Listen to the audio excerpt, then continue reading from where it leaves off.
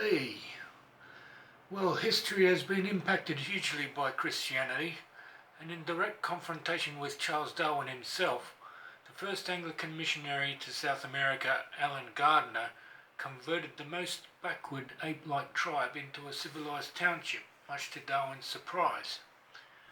People disagree whether Darwin went back to England to study his Bible more, but I saw a movie that's showing that he did, and he had originally been in training to become church clergy in the first place. Darwin said the biggest obstacle to his theory was that no fossil of a species in intermediary transition from one animal kind to another had ever been found. Evolution is a philosophy of doom that would make us all equal to any cane toad run over on the road. Any imaginations of billions of years for the Earth to have existed only contrasts with our short 80 years average lifespan, all the more to make our lives even more insignificant. This in a random machine-like process that would supposedly spit out new life forms at any moment or explode in another Big Bang. And yet we see no apes evolving into humans, nor any sea lions becoming wildcats. Many species thought to be extinct are found to be still living, but there are no fossils to connect the missing link in the evolution family tree between microorganisms and the invertebrates of the so-called Cambrian explosion, which is a fancy name for all the masses of fossils found at the oldest strata layer titled Cambrian. The further you look back in the geologic record, the more complex and more massive the organisms fossilized become. There is no evidence of smaller organisms evolving into more complex organisms. They all start out complex in the Cambrian explosion. Well, even Richard Dawkins is anti-Darwinianism when it comes to morals and politics. If evolution is true, then those perceived to be less evolved are expendable, and those in competition with one's life supports are to be exterminated.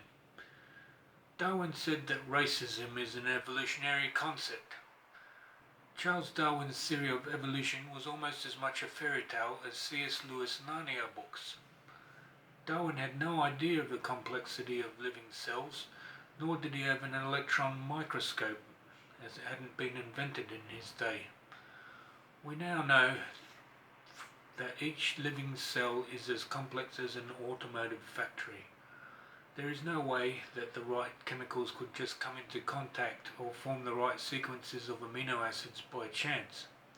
The proteins we are made of consist of hundreds of amino acids which are impossible to order in a correct assembly by chance, so the original humans must have been created as whole beings, if there was no womb for them to grow in. DNA has 75 proteins and holds an encyclopedia's worth of information, which must have been programmed by our creator. Well, animals simply can't survive evolving.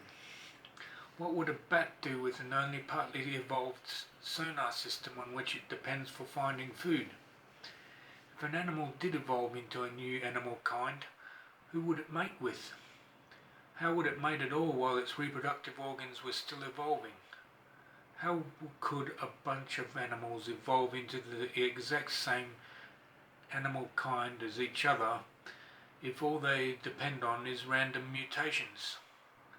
Mutations are 99% destructive anyway, so how could they evolve anything but cancerous growths?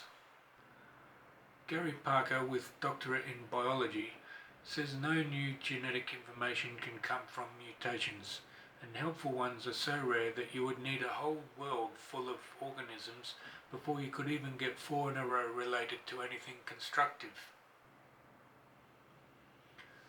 Well, the evolutionist Kondashov can't figure out why the human race hasn't died out 100 times over,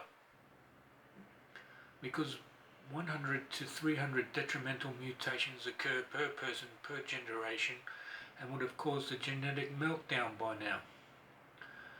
Creationists, of course, know that the human race isn't thousands of generations old, which is why detrimental mutations haven't accumulated so much that we'd die from them. Now, there are tropical fish in the Philippines that have no survival purpose to their colourful markings, as they can hardly be seen at the depths at which they live at. Similarly, the stripes of a zebra or tiger, the speckles of a giraffe or jaguar, serve not much more purpose than artistic expression. It's not as if they are green enough to camouflage them in the jungles unless animals are colourblind. The trunk of an elephant and the horns of a rhino also seem not much more than the artistic expression of a designer. Well, fruit is so well suited to human consumption, even pleasure, that it must have been designed that way, as God's word tells about it in the Garden of Eden. Weeds cover the earth and impede work progress, just as God's word said it would, as a result of the curse of sin as well. Our existence is balanced on a knife edge. If the world were as small as an apple, then all the depths of the sea to the heights of the mountains would fit within the apple's skin. That leaves a lot of magma below to our planet, with a big factor going towards there being a fiery hell below. Then there are billions of billions of stars above, with a big factor towards life in the heavens above, with the Lord of the universe, especially when that's what the Bible claims to be sourced from. Billions of stars in billions of galaxies gives what probability that an authority structure exists up there and visited us in the person of Jesus to save us from evil. Now, Wall Street Journal published that there are at least 200 factors that support life on Earth, and that they cannot all come together just by chance.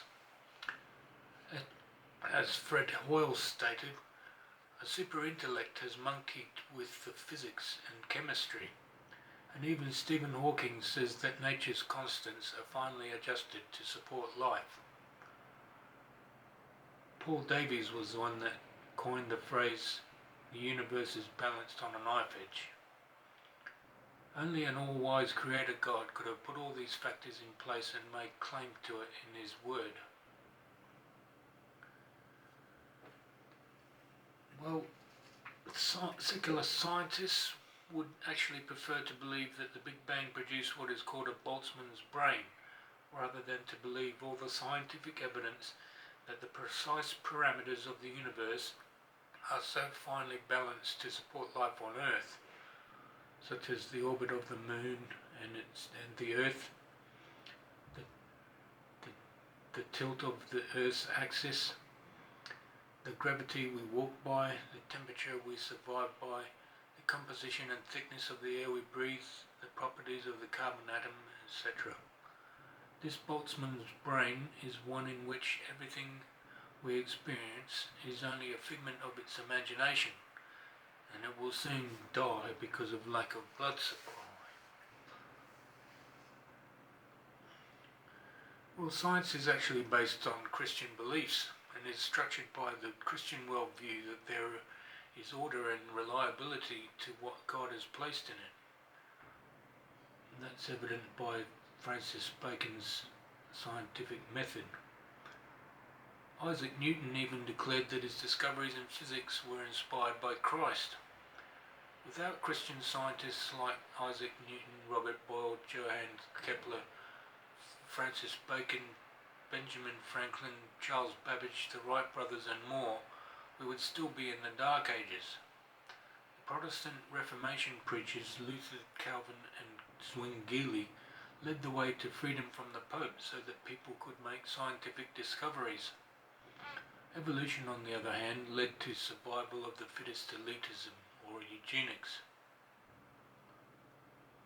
Modern creationist scientists include Dr. Bernard Brandstatter, who pioneered assisted breathing for premature babies, Professor Stuart Burgess, who as a biomimetics expert registered 7 patents, Professor Ben Carson, who pioneered pediatric neurosurgery, was the first successful surgeon to separate conjoined twins at the head and pioneered surgery to cure epilepsy in young children.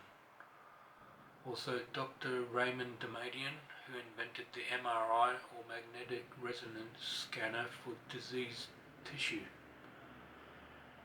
Also Dr. John Hartnett, who developed the world's most precise atomic clocks, and Dr. John Sanford, who invented the gene gun for genetic engineering. Nobody knows how newly formed proteins form from a ribosome are folded in a chaperonin. Nor would it seem how the molecular trucks, or chaperones, drive the protein around the cell interior.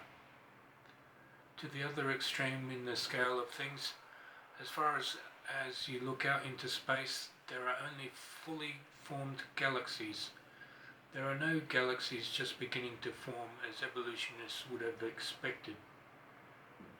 Various states of the planet's densities, magnetism, volcanism, rotation speeds and directions, and atmospheric compositions all defy the evolutionary model and vast ages it supposes. Many facets of nature show that the Earth is only 6,000 years old rather than billions.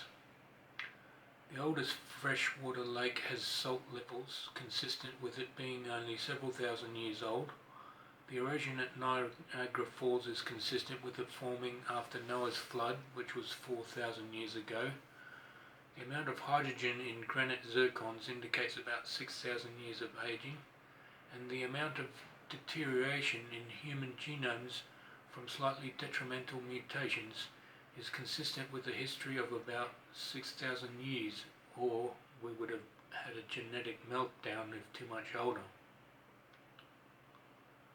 Well, when the Bible says that in the beginning the earth was formless and void, surely that means that there was nothing there. Some people claim that before God made life, the earth would have existed for eons of time, because they think rock is just so old. But think how useless it would be for God to sit around with a piece of rock for millions of years. Rather, I think it is more reasonable to think that God focused his attention on human life and did not deliberate on the rock of the land that he is said to have created just a few days before life. Also, when God made the land, he said it was good, not a toxic volcanic mass taking eons to evolve. Consider the following scientific discoveries that point to a young Earth. Carbon-14, with half-life of 5,730 years, should have decayed from any ancient rock, yet it is found in all rock strata and diamond even. This shows a young age for the Earth, come to light since the use of accelerator mass spectrometry in the 80s. Fission tracks and radio halos in rocks at least prove they have not been annealed by any volcanic seismic activity which would have occurred if the Earth were millions of years old. Zircon crystals form as magma cools, and as they are chemically similar to uranium and thorium, some of the alpha particles from uranium's decay into lead combine with some of the zirconium to form helium. This helium is a very mobile element and would have diffused out of the zircon crystals if they were millions of years old.